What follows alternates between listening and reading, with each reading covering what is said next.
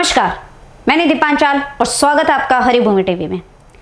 रिश्तों की उलझन और ससुराल पक्ष की प्रताड़ना जब हद से गुजर जाए तो इंसान मौत को गले लगाने पर मजबूर हो जाता है। हरियाणा के पानीपत से एक ऐसी ही रूह कपा देने वाली खबर सामने आई है। जी हाँ, हम बात कर रहे हैं धर्मेंद्र की, जो अपनी जिंदगी से इतना तंग आ चुका था कि उसने मौत को गले लगाना जरूरी समझा। सेक्टर 29 के फ्लोरा चौक के पास रहने वाला धर्मेंद्र 40 साल का था, लेकिन ये सिर्फ एक आत्महत्या नहीं बल्कि उन 4 मासूम बच्चों की चीख है जिनके सिर से पिता का साया उठ गया। आखिर क्यों एक पिता ने अपने बच्चों को अनाथ छोड़ना बेहतर समझा? क्या थी वो धमकियां जिन्होंने धर्मेंद्र को टूटने पर मजबूर कर दिया? पानीपत का सेक्टर 29 इलाका बुधवार सुबह उस वक्त दहल गया जब उसका शव घर में फंदे से लटका हुआ पाया गया। जैसे ही परिजनों ने धर्मेंद्र को इस हालत में देखा तो घर में कोहराम मच गया। इस सुसाइड की खबर मिलते ही पुलिस और एफएसएल की टीम मौके पर पहुंचे।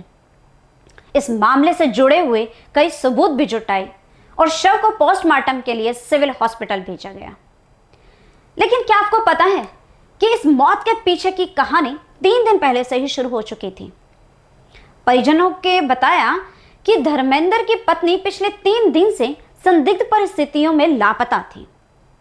अपनी लापता पत्नी को खोजने की उसने हर मुमकिन कोशिश की। पुलिस में शिकायत भी दर्ज कराई, लेकिन पत्नी का कोई सुराग नहीं मिला। इस बीच शुरू हुआ ससुराल पक्ष का वो खौफनाक खेल जिसने धर्मेंद्र की रातों की नींद उड़ा दी। उसकी पत्नी के मायके वाले उसे लगातार फोन पर जान से मारने और झूठे केस में फंसाने की धमकियां दे रहे थे। धर्मेंद्र के भाई और रिश्तेदारों ने आरोप लगाया है कि धर्मेंद्र की पत्नी के मायके वाले उसे अपनी बेटी के लापता होने का जिम्मेदार ठहरा रहे थे और धर्मेंद्र को डराया जा रहा था कि उसे जेल भिजवा देंगे या उसे खत्म कर देंगे।